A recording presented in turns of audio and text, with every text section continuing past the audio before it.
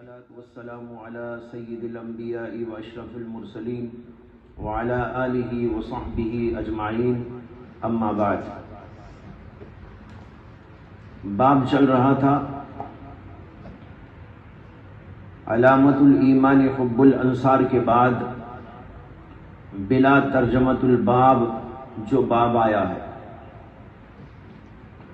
اور اس کے اندر امام بخاری رحمۃ اللہ علیہ نے حضرت عبادہ ابن الصامت رضی اللہ عنہ کی حدیث بیان کی،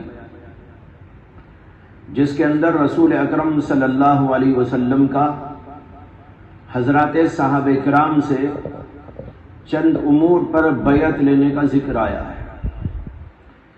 انہوں نے کہا ان رسول اللہ صلی اللہ علیہ وسلم قال وحوله اصابة من اصحابه بايعوني على ان لا تشركوا بالله شيئا ولا تسرقوا ولا تزنوا ولا تقتلوا اولادكم ولا تاتوا ببهتان تفترونه بين ايديكم وارجلكم ولا تعصوا في معروف.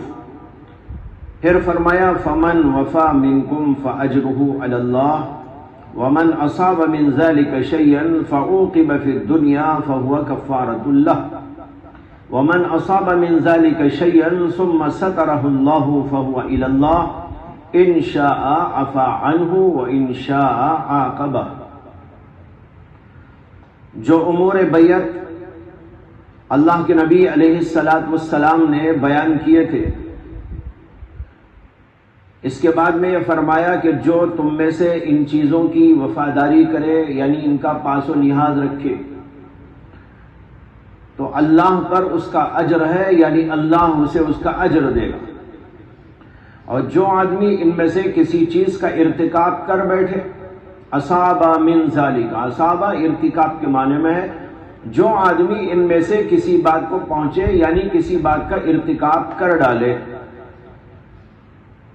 فعوقب فی الدنیا، اور پھر اسے دنیا کی سزا دے دی جائے، فہو کفارۃ لہ، تو وہ اس کے لیے کفارہ ہے.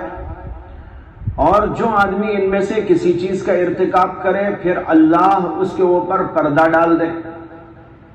چوری کیا لیکن یہاں پر اس کی چوری کا اظہار نہ ہوا، نہ پکڑا گیا، نہ ہاتھ کاٹے گئے، اللہ نے اس کے اوپر پردہ ڈال دیا. کسی نے زناکاری کی، اللہ نے پردہ ڈال دیا، اور دنیا میں کوئی سزا جو مقرر ہے وہ جاری نہ ہوئی، تو کہتے ہیں فہو الی اللہ، تو وہ اللہ کے حوالے ہے. اگر اللہ چاہے تو اس کے اس گناہ کو آخرت کے اندر بھی معاف کر ڈالے، وَإِن شَاءَ عَاقَبَهُ، اور اگر چاہے تو وہاں پر اس کا مواخذہ کرے اور عقاب دے، یعنی وہاں پر سزا جاری کرے. یہ اللہ کے حوالے ہے. چاہے تو اللہ وہاں سزا دے بھی سکتا ہے، اللہ چاہے تو معاف بھی کر سکتا ہے. اللہ کے اس اختیار میں کس کو جو ہے رکاوٹ پیدا کرنے کا حق ہو سکتا ہے؟ اللہ چاہے تو معاف بھی کر سکتا ہے بندے کو، اور چاہے تو عقاب اور عذاب بھی دے سکتا ہے. فَبَايَعْنَاهُ عَلَى ذَلِكَ، حضرت عبادہ ابن الصامت کہتے ہیں کہ اللہ کے نبی کے اس بیعت لینے پر، ان امور کے ذکر کرنے پر، ہم نے آپ کے ہاتھ پر بیعت کی. یہ ان کا جملہ ہے، فَبَايَعْنَاهُ عَلَى ذَلِكَ. یہاں پر بحث چل رہی تھی کہ اس میں یہ آیا ہے من اصاب من ذلك شيئا فعوقب في الدنيا فهو كفارة له. جو آدمی ان میں سے کسی چیز کا ارتکاب کرے اور اسے دنیا میں سزا دے دی جائے، جس کو کہتے ہیں حدود. زنا کی حد ہے، چوری کی حد ہے، کسی پر تہمت اور بہتان لگانے کی حد ہے، قتل کی حد ہے. یہ سب چیزیں وہاں پر اوپر ذکر کی گئی. لا تسرقوا ولا تزنوا ولا تقتلوا ولا تأتوا ببہتان، ان سب چیزوں کی جو دنیاوی سزا مقرر ہے شریعت اسلامیہ میں، وہ سزا اسے دنیا میں دے دی گئی. فعوقب فی الدنیا، اس کا یہی مطلب ہے، فعوقب فی الدنیا وہو کفارۃ لہ، تو وہ سزا اس کے لیے کفارہ ذنوب بن جائے گی. یعنی اس کے گناہوں کا وہ کفارہ بن جائے گی۔ میں نے عرض کیا تھا کہ یہاں پر اختلاف ہے علماء کا کہ حدود کفارات ہیں یا زواجر۔ اس میں مسالک میں نے بیان کر دیے تھے آپ کے سامنے کہ اس کے اندر دو رائے ہیں۔ بعض علماء اس بات کے قائل ہیں کہ دنیا میں سزا کا دے دیا جانا اس کے گناہوں کا کفارہ ہے، اور آخرت میں اس سے کوئی پوچھ نہیں، اس لیے کہ سزا یہی جاری ہو گئی اس کی، اور جب سزا جاری ہوئی تو سارے گناہ معاف ہو گئے اور یہ سزا اس کے لیے کفارہ بن گئی، اسی آخرت میں اس کے لیے کوئی سزا نہیں، اور اس لیے اسے توبہ بھی کرنے کی ضرورت نہیں، وہ خود توبہ کے قائم مقام ہے۔ جب انسان پکڑا گیا، سزا جاری کر دی گئی، اب وہ توبہ کرے کہ نہ کرے، بہرحال ہر صورت کے اندر اس کا گناہ معاف ہو گیا اور آخرت کی سزا سے وہ بری ہو گیا۔ دوسری رائے یہاں پر یہ ہے کہ حدود زواجر ہیں، یعنی محض زجر و توبیخ کے لیے ہیں، تنبیہ کے لیے ہیں۔ آخرت کی سزا اسی وقت معاف ہو سکتی ہے جب وہ اپنے گناہوں کے لیے توبہ کرے گا۔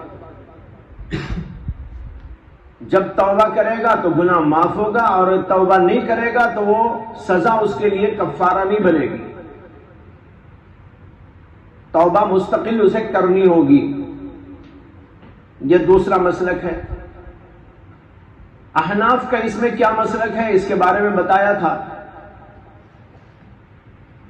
کہ ان کی عبارات اس سلسلے میں مختلف قسم کی ہیں۔ ہمارے بعض علماء نے اس کو زواجر کہا ہے اور بیشتر حضرات نے اس کو زواجر ہی کہا ہے، اور میں نے آپ کو حوالہ دیا تھا علامہ کاسانی رحمت اللہ علیہ کا بدائع الصنائع کے حوالے سے، کہ انہوں نے بدائع کے اندر یہ لکھا ہے کہ یہ کفارہ ہے۔ تو علماء احناف کی عبارات بھی اس سلسلے میں مختلف ہیں۔ علامہ انور شاہ کشمیری کہتے ہیں کہ مجھے یہ بات محقق نہ ہوئی کہ علماء احناف کا اس سلسلے میں اصل مسلک کیا ہے۔ بہرحال دو رائے ہمارے سامنے ہیں۔ یہ بات تو میں نے پہلے ہی سبق کے اندر عرض کر دی تھی، گزشتہ سبق میں۔ اب یہاں پر ان دونوں مسالک پر دلائل کی روشنی میں گفتگو کرنی ہے۔ جو حضرات یہ کہتے ہیں کہ حدود کفارات ہیں اور گناہ معاف ہو جاتے ہیں اور آخرت کی سزا سے وہ بری ہو جاتا ہے، ان حضرات کی دلیلوں میں سے ایک دلیل قرآن کریم کی آیت ہے،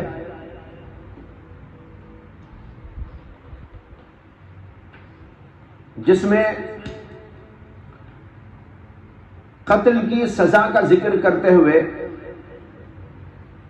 یہ کہا گیا ہے فَمَن لَّمْ يَجِدْ فَصِيَامُ شَهْرَيْنِ مُتَتَابِعَيْنِ تَوْبَةً مِّنَ اللَّهِ۔ جو آدمی وہ باتیں نہ پائے جو اوپر ذکر کی گئی ہیں، اوپر ذکر ہے تحریر رقبۃ مؤمنہ، یعنی مومن غلام کو آزاد کرنا۔ ایک آدمی نے ایک آدمی کو قتل کر دیا خطأً، جان بوجھ کر نہیں، تو اس کے لیے یہ فرمایا گیا ہے کہ اسے یہ کرنا ہوگا۔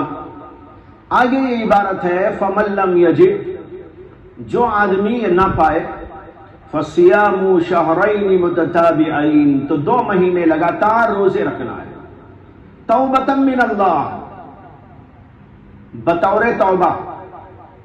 معلوم ہوا کہ یہی سزا ہے، یہی توبہ ہے، یہی سزا ہے اور یہی توبہ ہے، یہ سزا ہی بطور توبہ ہے۔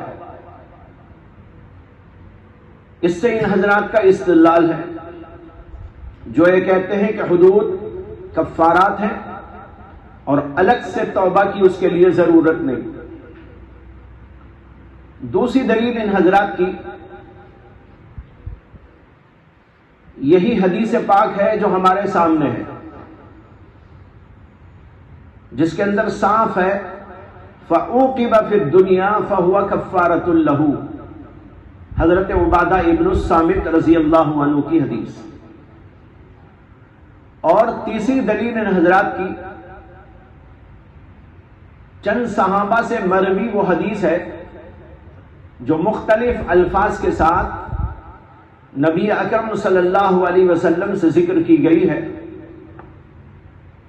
جن میں سے حضرت علی کرم اللہ تعالی وجہہ کی حدیث امام ترمذی نے اور امام حاکم نے روایت کی، اور اس کے الفاظ یہ ہیں کہ رسول اکرم صلی اللہ علیہ وسلم نے ارشاد فرمایا من اصاب حدا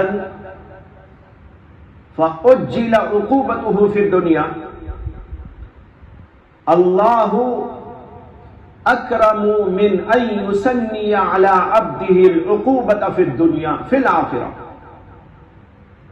واللہ اکرم من ان یثنی علی عبده العقوبۃ فی الآخرہ۔ نبی اکرم صلی اللہ علیہ وسلم فرماتے ہیں کہ جو آدمی کوئی ایسا کام کر بیٹھے جس پر حد ہے، من اصاب حدا، اصابہ ارتکاب کے معنی میں ہے، جو کوئی ایسا کام کر بیٹھے حدن جو حد کا مستحق ہے، جس پر حد جاری ہوتی ہے، فَأُجِّلَ عُقُوبَتُهُ فِي الدُّنْيَا، اور پھر اس کی دنیاوی سزا دنیا میں دے دی جائے، واللہ اکرم من ان یثنی، اللہ بہت زیادہ کریم ہے اس بات سے ان یثنی علی عبدہ، کہ وہ اپنے بندے پر دوبارہ آخرت میں سزا جاری کرے۔ یثنیہ کے معنی دوبارہ، ان یثنی علی عبدہ العقوبۃ فی الآخرہ، دنیا میں ایک آدمی نے ایک برا کام کیا اور اس کی سزا اسے دنیا میں دے دی گئی، تو اللہ اس سے بہت زیادہ کریم ہے کہ اللہ تعالیٰ آخرت میں دوبارہ اسے سزا دے۔ یہ تو اللہ کے کرم کے خلاف ہے، ایک ہی کام پر دو سزائیں۔ اللہ کے نبی علیہ الصلوۃ والسلام کہتے ہیں اللہ اس بات سے زیادہ کریم ہے کہ وہ دوبارہ آخرت کے اندر سزا جاری کرے۔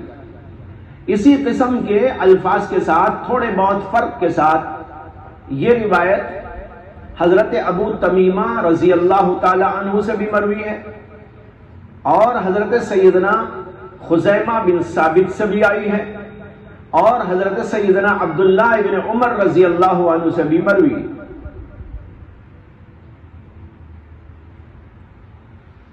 ان سارے دلائل سے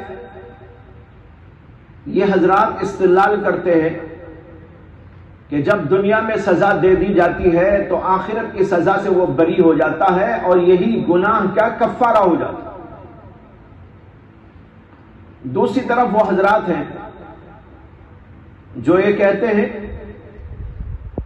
کہ دنیا کی سزا کفارہ ذنوب نہیں ہے، بلکہ اسے مستقل اس کے لیے توبہ کرنی چاہیے، اور ان حضرات نے بھی کئی دلائل سے استدلال کیا ہے۔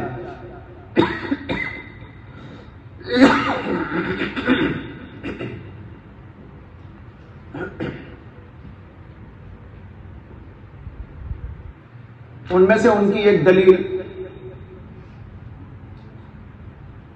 یہ آیت کریمہ ہے جو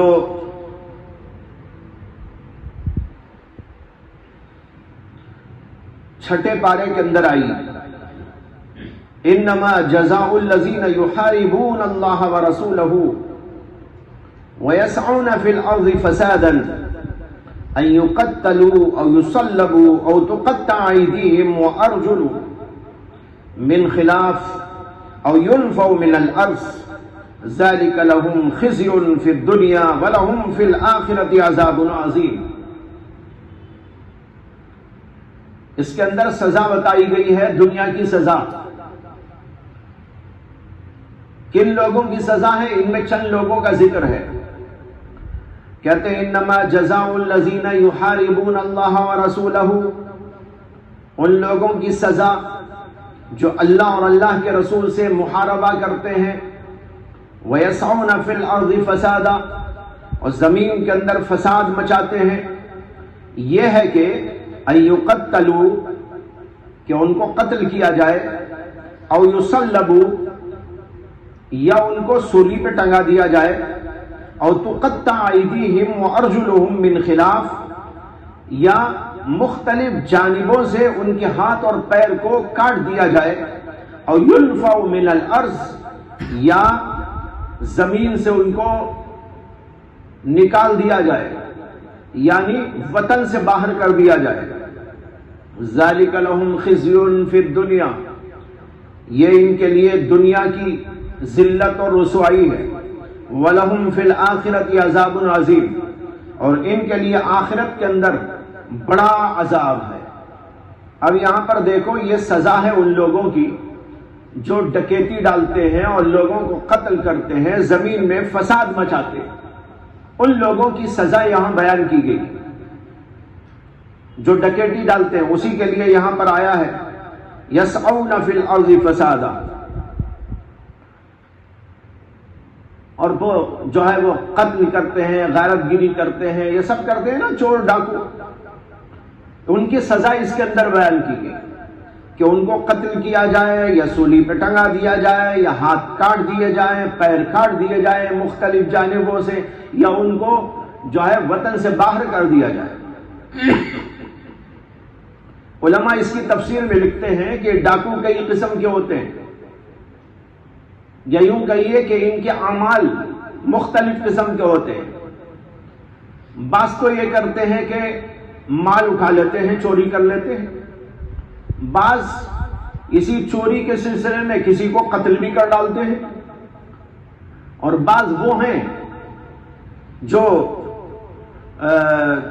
ہے اس سے آگے کچھ اور گڑبڑی کرتے رہتے ہیں، یا ایک ایک کرنے کے ارادہ کرتے رہتے ہیں لیکن جو ہے کر نہیں پاتے، تو مختلف قسم کے ہوئے۔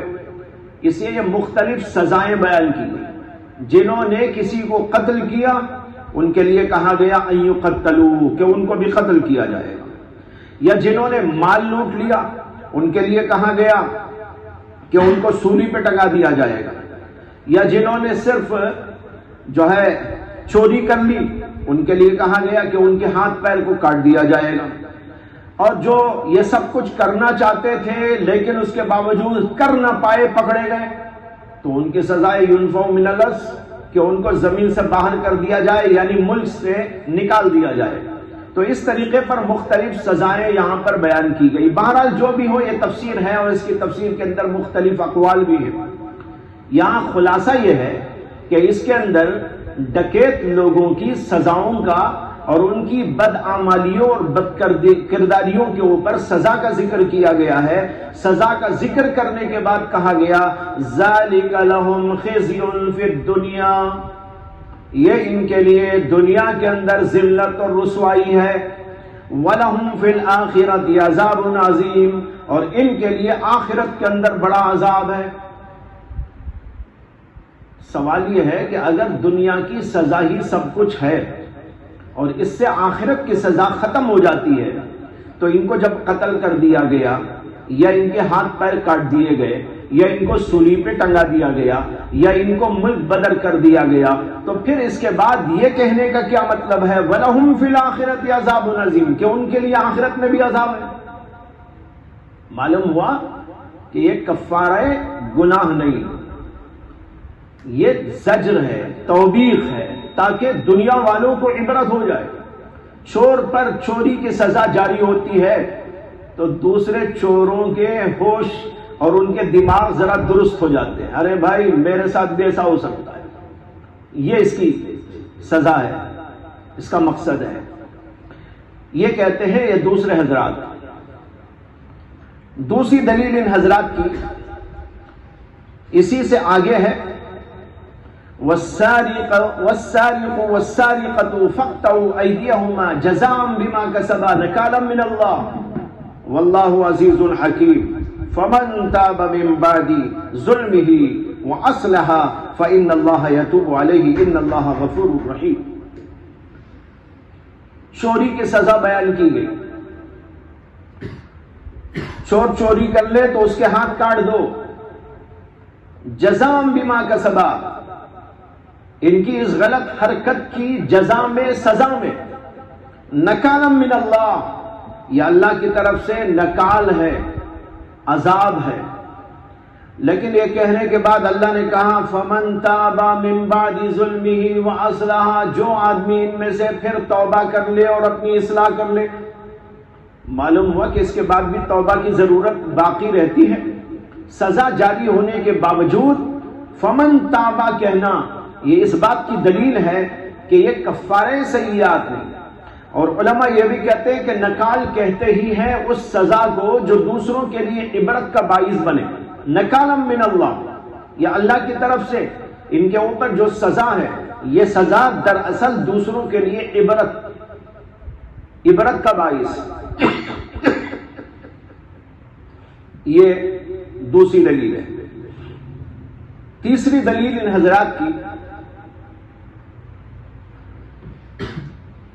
وہ واقعہ ہے جو آپ نے سنا ہوگا کہ نبی اکرم صلی اللہ علیہ وسلم کے زمانے میں بنو مخزوم کی ایک عورت گناہ کا ارتکاب کرتی ہے اور پھر اس کے اوپر سزا جاری کی جاتی ہے۔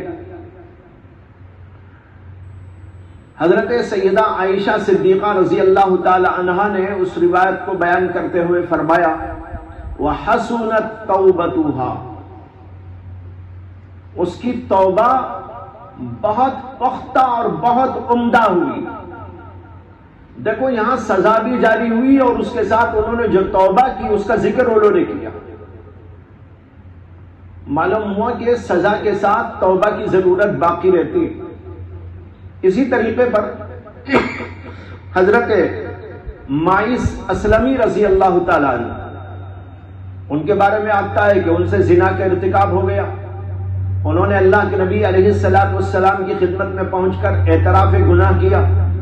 اللہ کے رسول علیہ الصلوۃ والسلام نے 4 دفعہ اعتراف کرانے کے بعد ان کے اوپر سزا جاری فرمائی۔ ان کے اوپر جب سزا جاری ہوئی تو وہ ادھر ادھر بھاگنے لگے۔ کسی نے ان کو دیکھ کر کہا کچھ برے الفاظ ان کے بارے میں۔ اللہ کے نبی علیہ الصلوۃ والسلام کو جب یہ بات پہنچی تو آپ نے فرمایا کہ مائس کو برا نہ کہو، اس لیے کہ انہوں نے ایسی سچی اور پکی توبہ کی ہے کہ اگر یہاں کے رہنے والے تمام لوگوں پر وہ تقسیم کر دی جائے تو سب کے لیے کفایت ہو جائے۔ اب دیکھو سزا ہی جاری ہوئی لیکن اس کے ساتھ ان کی توبہ کا بھی ذکر آ رہا ہے۔ اگر سزا ہی ان کے لیے توبہ ہوتی تو ان کے توبہ کرنے کا کیا سوال ہے؟ اللہ کے رسول علیہ الصلوۃ والسلام خود فرما رہے لقد تاب توبۃ، انہوں نے ایسی سچی اور پکی توبہ کی ہے لو قسمت علی امتی، کہ اگر وہ ایک جماعت کے اوپر تقسیم کر دی جائے لکفتہم، تو وہ توبہ سب کے لیے کافی ہو جائے۔ تو معلوم ہوا کہ انہوں نے توبہ بھی کی ساتھ ساتھ۔ تو محض سزا جو جاری ہوتی ہے وہ تو سب کے لیے یکساں ہے، ان کی خاص توبہ، ایسی توبہ، اس کا ذکر کرنے کا مقصد تو یہ ہے نا کہ انہوں نے الگ سے توبہ بھی کی۔ تو یہ سارے دلائل ہیں ان حضرات کے جو یہ کہتے ہیں کہ حدود زواجر ہیں، کفارات نہیں۔ اب اس کے بعد ایک بات یہ رہ جاتی ہے کہ جو لوگ استدلال کرتے ہیں کفارہ ہونے پر، حدود کے کفارہ ہونے پر دلائل سے، جس کا ذکر میں نے کیا، جیسے کہ یہ حضرت عبادہ ابن الصامت کی حدیث ہے تو بات دراصل یہ ہے کہ دونوں طرف معاملہ برابر سرابر ہے، معاملہ برابر سرابر ہے، دلائل ادھر بھی ہیں، دلائل ادھر بھی ہیں۔ میں نے ابھی آپ کے سامنے وہ حدیث ذکر کی کہ اللہ کے نبی علیہ السلام نے فرمایا من اصاب حدا فاجل عقوبته فی الدنیا واللہ اکرم من ان یثنی علی عبده العقوبۃ فی الاخرہ۔ یہ بڑی پکی دلیل ہے اور یہ صحیح درجے کی حدیث ہے، چنانچہ امام حاکم نے اس کی تصحیح کی ہے، اور امام حاکم کی تصحیح پر امام ذہبی نے تصدیق کی ہے۔ امام حاکم کی تصحیحات کا علماء زیادہ اعتبار نہیں کرتے، اس لیے کہ ان کے اندر کچھ تساہل تھا، لیکن اگر امام حاکم کی تصحیح کی دوسرے حضرات تصحیح کریں، ان کی تصحیح کی تصحیح کر دیں، تو پھر وہ قابل اعتبار ہو جاتی ہے۔ اور امام ذہبی رحمۃ اللہ علیہ نے امام حاکم کے المستدرک کے اوپر جو ہے مستقل حاشیہ لکھا ہے، اور تلخیص المستدرک کے نام سے اس کے اندر جگہ جگہ ان کا رد بھی کرتے ہیں اور بعض جگہ ان کی توثیق اور تصدیق بھی کرتے جاتے ہیں۔ اس جگہ پر انہوں نے ان کی تصدیق کی تو معلوم ہوا کہ حدیث صحیح درجے کی ہے۔ تو دیکھو یہاں پر یہ حدیث موجود، اور اس کے علاوہ بھی میں نے عرض کیا آپ کے سامنے کہ متعدد صحابہ سے اس سلسلے میں احادیث موجود ہیں، تو دونوں طرف دلائل موجود ہیں۔ اسی لیے ایک حدیث کے اندر آتا ہے کہ اللہ کے نبی علیہ السلام نے خود بھی اس کا فیصلہ نہیں فرمایا۔ آپ کے حاشیے پر بھی حدیث لکھی ہوئی ہے حضرت ابو ہریرہ رضی اللہ تعالی عنہ سے کہ رسول اللہ صلی اللہ علیہ وسلم نے فرمایا لا ادری الحدود کفارۃ ام لا، میں نہیں جانتا کہ حدود کفارہ ہیں کہ نہیں۔ اس حدیث کو امام بزار نے، امام حاکم نے، امام ابن حزم ظاہری نے اور امام بخاری نے اپنی تاریخ کبیر میں اس کو روایت کیا ہے، لیکن اس سلسلے میں ذرا بحث ہے کہ حدیث موصول ہے یعنی مرفوع ہے یا نہیں ہے، اس کے بارے میں علماء کے درمیان میں بحث ہے۔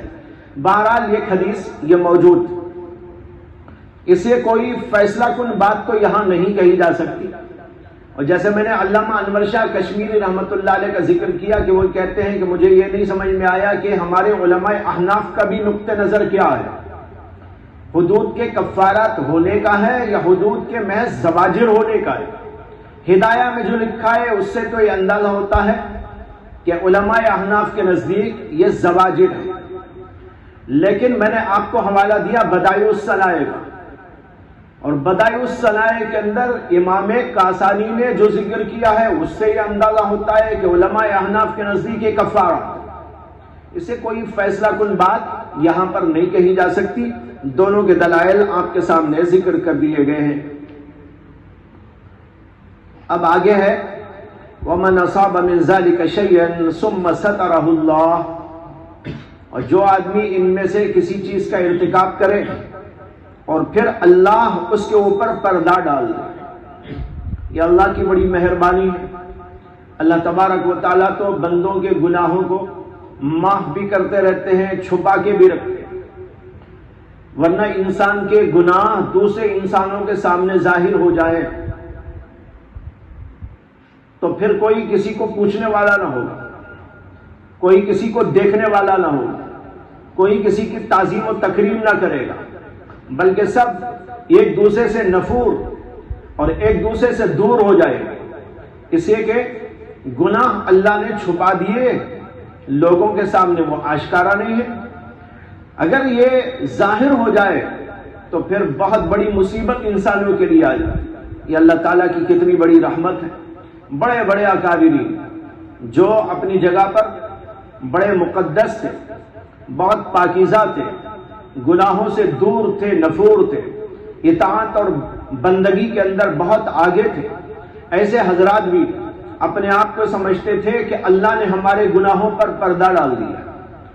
جو گنہگار بندے ہیں ان کے اوپر تو پردہ ڈالا ہی ہے اللہ نے، کبھی کبھی کچھ باتیں کسی کے سامنے آ جاتی ہیں، ورنہ عام طور پر تو اللہ تبارک و تعالیٰ اپنے رحم سے، کرم سے، مہربانی سے چھپائے رکھتے ہیں، لیکن جو بندے نیک ہیں، مقدس ہیں، وہ بھی اپنے آپ کے بارے میں یہ سمجھ لیں کہ اللہ نے ہمارے گناہوں کو چھپائے رکھا ہے۔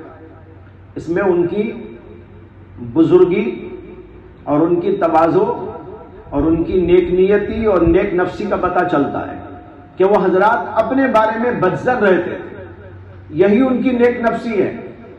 اپنے آپ کو بڑا سمجھنا، اپنے آپ کو مقدس سمجھنا، اپنے آپ کو بہت عظیم سمجھنا، اپنے آپ کی جو ہے دیانت، امانت، صداقت، شرافت کے گن خود گاتے رہنا، یہ نیک نفسی نہیں ہے، یہ تو بہت بری بات ہے۔ آدمی اپنے آپ کو سمجھے کہ میں کمتر ہوں، ذلیل ہوں، حقیر ہوں، فقیر ہوں، میں گناہگار ہوں، جو یہ سمجھتا ہے دراصل وہی نیک نفسی کا عادی ہے، اور جو اپنے آپ کو بڑا اور عظیم سمجھتا ہے، حقیقت یہ ہے کہ اس کے دل کے اندر تو تکبر کا کیڑا پیدا ہو گیا ہے، اور جس کے دل کے اندر تکبر کا کیڑا ہو وہ نیک نفس کہاں ہو سکتا ہے، وہ تو بہت ہی برا ہے۔ تو بہرحال یہ کہہ رہا تھا کہ اللہ تعالیٰ نے بندوں کے اوپر رحم کیا، ثم سترہ اللہ، اور ان کے گناہوں کو چھپا دیا، تب کیا ہوگا؟ کہتے ہیں فہو الی اللہ، تو یہ بندہ اللہ کے حوالے ہے۔ اللہ چاہے تو معاف بھی کر سکتا ہے اور چاہے تو سزا بھی جاری کر سکتا ہے۔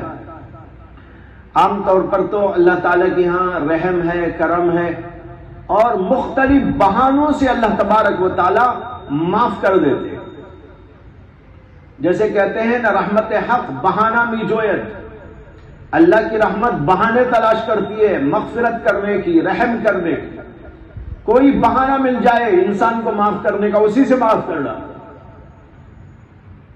ہاں بندہ خود ایسی حرکتیں کر کر کے اللہ کے قریب ہی نہ آنا چاہے، ورنہ تو اللہ انتظار میں ہے کب آئے گا بندہ، میرے سے صرف یوں کہہ دے اللہ معاف کر دے، میں معاف کر دوں، لیکن بندہ نہیں آتا تب کیا کرے گا؟ اسی طرح کوئی نہ کوئی بہانہ ہوتا ہے جس کی وجہ سے اللہ تبارک و تعالیٰ گناہوں کو معاف کر ڈالتے ہیں۔ جیسے حدیث میں واقعہ ہے، اگرچہ وہ حدیث کچھ کمزور قسم کی ہے، کہ ایک بندہ ہوگا جس کے پاس ایک ہی نیکی ہوگی، سارے گناہ ایک نیکی، اور ایک بندہ وہ ہوگا جس کے پاس نیکیاں ہی نیکیاں لیکن ایک نیکی کی کمی ہوگی۔ اللہ تعالیٰ اس سے کہیں گے کہ تیرے پاس اگر ایک نیکی کہیں سے دستیاب ہو جائے تو تو جنت میں چلا جائے گا، بس پلڑا برابر برابر ہے گناہوں کا بھی اور نیکیوں کا، ایک نیکی مل جائے گی نیچے ہو جائے، اور وہ تلاش کرے گا میدان حشر میں کہ کون مجھے نیکی دے سکتا ہے۔ اسے کیا خیال آئے گا؟ خیال آئے گا ماں کے پاس جاؤں، اسے کہ ماں سے زیادہ رحیم کون؟ باپ کے پاس جاؤں، باپ سے مہربان کون؟ پھر بھائیوں کے پاس جائے گا، رشتہ داروں کے پاس میں جائے گا، بیوی کے پاس میں جائے گا، اپنے بچوں کے پاس میں جائے گا، لیکن سب کہہ دیں گے کہ آج تو ایسا مرحلہ ہے کہ اس مرحلے میں ہم تیری کوئی مدد نہیں کر سکتے۔ اب وہ بیچارہ مایوس ہو کر روتے روتے روتے واپس آ رہا ہوگا، ایک آدمی بیچ میں اسے ملے گا، پوچھے گا کیا بات ہے بھائی؟ وہ کہے گا کہ میرے پاس ایک نیکی کی کمی ہے، لیکن یہاں ایک نیکی دینے کوئی تیار نہیں، نہ ماں تیار، نہ باپ تیار، نہ بھائی تیار، نہ بچے تیار، نہ بیوی تیار، کوئی ایک نیکی دینے کے لیے تیار نہیں۔ اب بس مجھے تو جہنم ہے اس لیے جا رہا ہوں روتے روتے۔ وہ کہے گا اچھا تیرا یہ مسئلہ ہے بھائی، تیرے پاس ایک نیکی کی کمی، ساری نیکیاں موجود، اور میرا حال تو یہ ہے کہ گناہ ہی گناہ ہیں، صرف ایک نیکی ہے میرے پاس، تو ایسا کر کے میری ایک نیکی تو ہی لے لے۔ اسے کہ اب ایک نیکی سے کیا میرا کام چل سکتا ہے، جب تیرے پاس اتنی نیکیاں ہیں اور ایک نیکی کی کمی، پھر بھی جہنم، تو میرے پاس تو گناہ ہی گناہ ہے، ایک ہی نیکی، وہ رہی تو کیا نہ رہی تو کیا، جہنم میں مجھے جانا ہی ہے، تو بہتر ہے کہ وہ نیکی تو لے لے اور جنت میں چلا جا، مجھے تو جہنم میں جانا ہی ہے، چلا جاؤں گا۔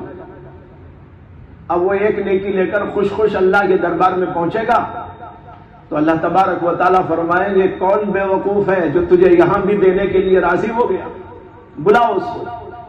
اس سے پوچھا جائے گا کہ تو نے یہاں اپنی نیکی دے دی، ضائع کر دی؟ وہ کہے گا کہ اللہ ایک نیکی لے کے کیا کرتا، جہنم میں تو جانا ہی تھا، مجھے رحم آیا اس بیچارے پر تو میں نے رحم کرتے ہوئے اس کو ایک نیکی دے دی۔ اللہ کہیں گے کہ اس رحم کی وجہ سے تجھے بھی جنت اور تجھے بھی جنت۔ اب دیکھو یہ کیا ہے، رحمت حق بہانہ میں جو ہے، معاف کرنے اللہ بہانے تلاش کرتے رہتے ہیں، کسی طرح معاف کر دیں، کسی طرح معاف کر دیں۔ تو اللہ کے ہاں تو اصل یہی ہے کہ وہ بڑا رحیم ہے، بڑا کریم ہے، بڑا مہربان ہے، اور اسی کے رحم اور کرم کا نتیجہ ہے کہ آج ہم کھا رہے ہیں، پی رہے ہیں۔ اگر اللہ ہمارے گناہوں کو دیکھتے تو ہمیں ایک قطرہ پانی نہ ملتا، ایک کھانے کا دانہ نہ ملتا، سانس لینے کو ہوا نہ ملتی، روشنی نہ ملتی۔ یہ سب اللہ کی جو نعمتیں ہیں، عظیم الشان نعمتیں، یہ اللہ نے اپنی رحمت سے ہمارے اوپر جاری کر رکھی ہے۔ اگر اللہ ہمارے گناہوں پر نگاہ ڈالتے تو کیا کسی بندے کو یہاں جینے کا کوئی حق تھا؟ قرآن میں کئی جگہ آیا ہے کہ اللہ تبارک و تعالیٰ اگر پکڑ کرنا چاہیں تو زمین پر کسی کو نہ چھوڑے۔ اگر اللہ پکڑ کر لینا چاہے گناہوں کی وجہ سے، ان کے ظلم کی وجہ سے، ان کی غلط کاریوں کی وجہ سے، تو زمین پر کوئی نفس جی نہ سکے۔ یہ اللہ کی رحمت ہے کہ وہ ہمیں اپنی رحمت سے سب کچھ دیتا رہتا ہے۔ ایک حدیث میں دعا آئی ہے اور وہ ہے پانی پینے کی دعا۔ پانی پینے کی بھی ایک دعا ہے، الحمدللہ الذی جعل الماء عذبا فراتا برحمته ولم يجعله ملحا اجاجا بذنوبنا۔ صرف اس کے مضمون کے اوپر غور کر لیجئے، یہ مضمون خود بتا دے گا۔ اس میں کہہ رہے ہیں کہ تمام تعریفیں اس اللہ کے لیے ہیں جس نے پانی کو میٹھا اور حلق میں اترنے والا بنایا محض اپنی رحمت سے۔ وَلَمْ يَجْعَلْهُ مِلْحًا أُجَاجًا بِذُنُوبِنَا، اور پانی کو اللہ نے کھارا، کڑوا، کسیلا، حلق میں اٹکنے والا نہیں بنایا ہمارے گناہوں کی وجہ سے۔ یعنی اگر ہمارے گناہوں کو دیکھتے تو اللہ تعالیٰ اس کو کڑوا کسیلا بنا دیتا، لیکن اللہ تو اپنی رحمت کو دیکھتے، رحمت کو دیکھ کر پانی بنایا اور وہ پانی ہم پی رہے۔ ہمارے گناہوں کو دیکھتے تو کیا پانی بنتا؟ پانی ایسا بنتا کہ حلق میں اٹک جاتا یا کھارا، کڑوا، کسیلا ہو جاتا۔ تو یہ ہے بھائی مضمون اس کے اندر، کہتے ہیں فبایعناہ علی ذلک، ہم نے اس کے اوپر نبی اکرم صلی اللہ علیہ وسلم کے ہاتھ کے اوپر بیعت کی۔ بیعت کا ذکر اوپر کر دیا گیا تھا۔ بیعت کئی قسم کی ہوتی ہے۔ بیعت اسلام ہوتی ہے، جب آدمی اسلام لاتا ہے، کسی کے ہاتھ کے اوپر آ کر اسلام قبول کرتا ہے، بیعت کرتا ہے۔ ایک بیعت ہوتی ہے بیعت خلافت، جب کوئی آدمی خلیفۃ المسلمین بنتا ہے تو اس کے ہاتھ پر بیعت کی جاتی ہے۔ اس بات پر بیعت ہوتی تھی کہ ہم سمع و طاعت پر آپ کے ہاتھ پر بیعت کرتے ہیں، یعنی آپ کی بات سنیں گے اور آپ کی فرما برداری کریں گے اور آپ کی تائید اور مدد و نصرت کریں گے۔ اس کے اوپر خلیفۃ المسلمین کے ہاتھ پر بیعت ہوتی تھی، یہ بیعت خلافت۔ اور ایک بیعت بیعت جہاد ہوتی ہے، جیسے اللہ کے نبی علیہ الصلوۃ والسلام نے بیعت رضوان لی تھی۔ جب حضرت عثمان غنی رضی اللہ تعالیٰ عنہ کی شہادت کی خبر آئی، اگرچہ وہ خبر جھوٹی تھی، مکے میں بھیجا تھا اللہ کے رسول علیہ الصلوۃ والسلام نے حضرت عثمان کو صلح حدیبیہ کے موقع پر، وہاں سے کسی نے بات پہنچائی کہ ان کو کفار مکہ نے قتل کر دیا۔ اللہ کے رسول علیہ الصلوۃ والسلام نے حضرات صحابہ کرام کو جمع کر کے ایک درخت کے نیچے بیعت کی، اس کو کہتے ہیں بیعت رضوان۔ اس کے اندر جہاد پر بیعت کی گئی تھی، اور ایک بیعت ہوتی ہے بیعت اصلاح و تزکیہ، یعنی اعمال اور عبادات وغیرہ نیکیوں کے انجام دیتے رہنے اور استقامت کے ساتھ اس کے اوپر چلتے رہنے کی بیعت، جو عام طور پر اب بیعت ہوتی ہے مشائخ کے پاس، وہ یہی بیعت ہے، اور جو یہاں پر اللہ کے رسول علیہ السلام نے بیعت لی وہ یہی بیعت ہے، اسے کہ اس کے اندر ہے نا اللہ تشرکوا باللہ شیئا، ایمان، اور لا تقتلوا، لا تزنوا، ولا تأتوا ببہتان، یہ سب کیا ہے؟ اعمال، اور آخر میں ولا تعصوا فی معروف، نیکیوں میں نافرمانی نہیں کریں گے، نماز پڑھیں گے، روزہ رکھیں گے اور کام کریں گے، تو اسی کا نام بیعت اصلاح و تربیت ہے۔ ختم ہو گیا، یہ حدیث ختم ہوئی یہاں پر، جو بلا ترجمۃ الباب امام بخاری نے قائم کی، لیکن بڑی لمبی حدیث، اس کے اندر مضامین بھی کئی آ گئے اور کئی قسطوں میں آپ کے سامنے ذکر کیے گئے۔ اس کے بعد اگلا باب ہے باب من الدین الفرار من الفتن،